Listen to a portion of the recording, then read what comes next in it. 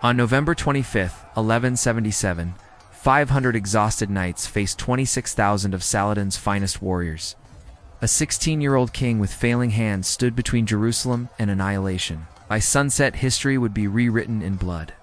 Baldwin IV should not have been alive. Leprosy was destroying his body, numbing his hands, blinding his future. Yet that morning, the dying boy demanded armor and a horse, choosing battle over surrender.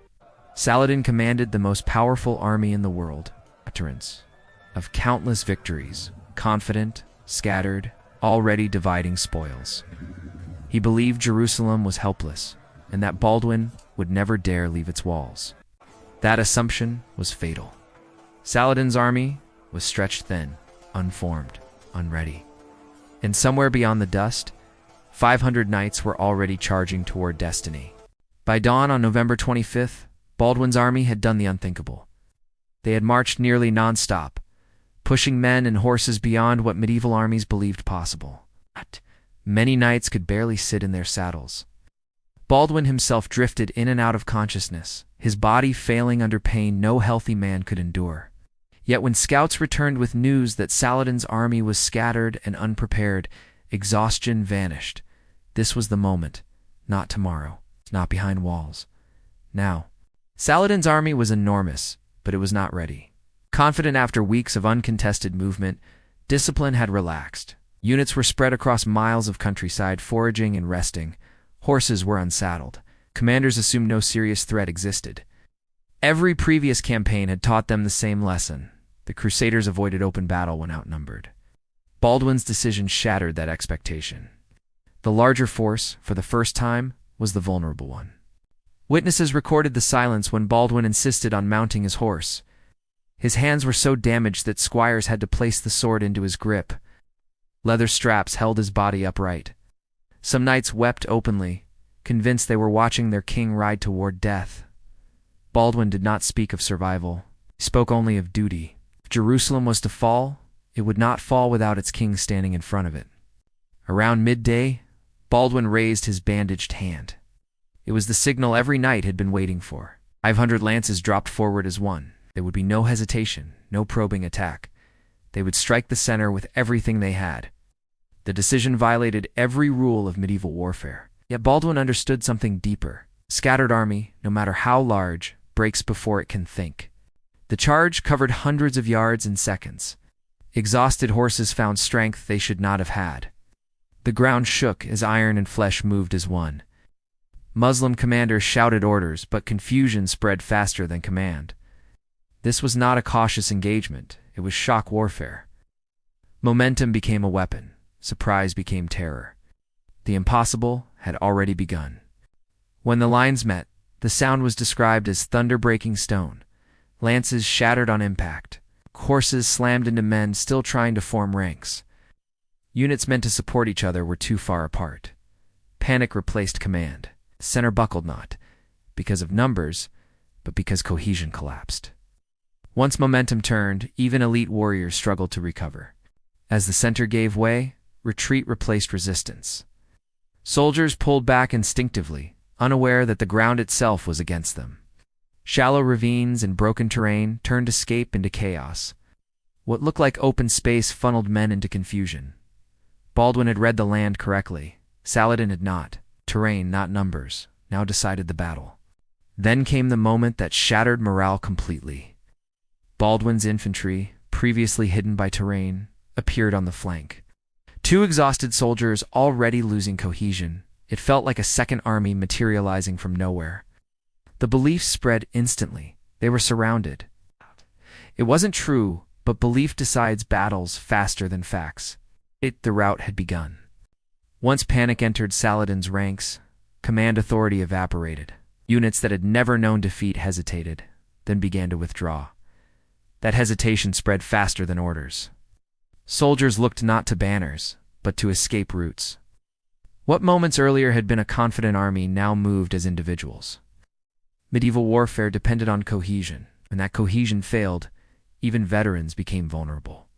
The land itself turned against the retreating army. Shallow ravines, barely noticeable from a distance, cut across the plain. Fleeing soldiers crowded into them, slowing movement and causing collisions. Horses fell. Men tripped. Those behind pressed forward blindly. What should have been escape corridors became choke points. Baldwin had read the terrain. Saladin's army was now trapped by its own momentum. Saladin's personal guard attempted to stabilize the collapse. These were elite cavalry, disciplined and experienced, sworn to protect their commander at all costs. For a moment, they held, but the rout around them continued to grow. Isolated and outnumbered in pockets, even the best troops could not restore order. The battle was no longer about tactics, it was about survival. Recognizing that the battle was lost, Saladin withdrew with a small escort. This was not cowardice, it was command survival. Captured or killed Sultan would have destroyed the political structure he had built. Chroniclers note the shock of his retreat, not because he fled, but because defeat on this scale was unprecedented for him. The army he commanded had ceased to function. With Saladin gone, organized resistance ended. Retreat turned into flight. Equipment was abandoned to move faster. Supply wagons fell into Crusader hands. The pursuit continued until exhaustion forced it to stop. Medieval sources emphasize the scale of the collapse, not precise numbers, but the speed with which a dominant army dissolved into scattered survivors. As the sun set, silence replaced chaos. The field was strewn with abandoned weapons, broken banners, and the evidence of a rout no one had believed possible that morning. Baldwin's army stood victorious, but barely standing. Many knights had fallen. Horses collapsed where they stood. Victory had been achieved, but at a cost the kingdom could scarcely afford again. Victory ended only when Baldwin could no longer remain upright. Once removed from his horse, he collapsed, his body finally giving in to pain it had ignored for hours. Chroniclers note that physicians feared he would not survive the night. The strain of battle accelerated the destruction of his body, yet his mind remained clear. He had achieved what no healthy king could, at the cost of what little strength remained. The material consequences were enormous. Saladin's army had carried supplies meant for a long campaign. Much of it fell into Crusader hands, horses, weapons, and resources that temporarily stabilized a kingdom on the brink of collapse. More importantly, time had been bought. Jerusalem would not fall that year. Montgisard did not win the war, but it delayed defeat when delay meant survival. For Saladin, the defeat was sobering. Muslim chroniclers do not hide the shock. The loss was not only military, but psychological. An army believed to be unstoppable had collapsed before a vastly smaller force. Saladin did not lose his empire, but he lost invincibility. For years afterward, he approached the Crusader states with greater caution, rebuilding strength carefully rather than striking recklessly. Baldwin lived 8 more years after Montgisard, years marked by physical decline but political resolve. He gradually lost his sight and mobility, yet continued to govern with sharp judgment. Even enemies respected his courage. Muslim sources later remarked that they feared Baldwin more than entire armies. His presence alone held fragile alliances together in a kingdom constantly under pressure. When Baldwin IV died in 1185 at just 24 years old, the kingdom lost its anchor. Within 2 years, Saladin returned and Jerusalem fell. Montgisard had not changed destiny, it had postponed it. Without Baldwin's leadership, internal divisions resurfaced and the fragile balance collapsed. His victory had been personal, not institutional. Montgisard endures because it defies calculation. It is studied not for miracles, but for morale, timing, terrain, and leadership. A smaller force struck at the precise moment when cohesion failed. Baldwin understood that fear spreads faster than orders. The battle reminds historians that numbers alone do not decide wars. Belief, surprise, and command can bend probability briefly. Baldwin IV saved his kingdom, but not himself. His story leaves a difficult question. Do great leaders shape history, or do rare moments create great leaders? Montgisard was a triumph born of desperation, courage, and perfect timing. It bought 10 years for a doomed state and immortality for a dying king. Sometimes, history is not changed forever, only long enough to matter. And that's the truth history leaves us with.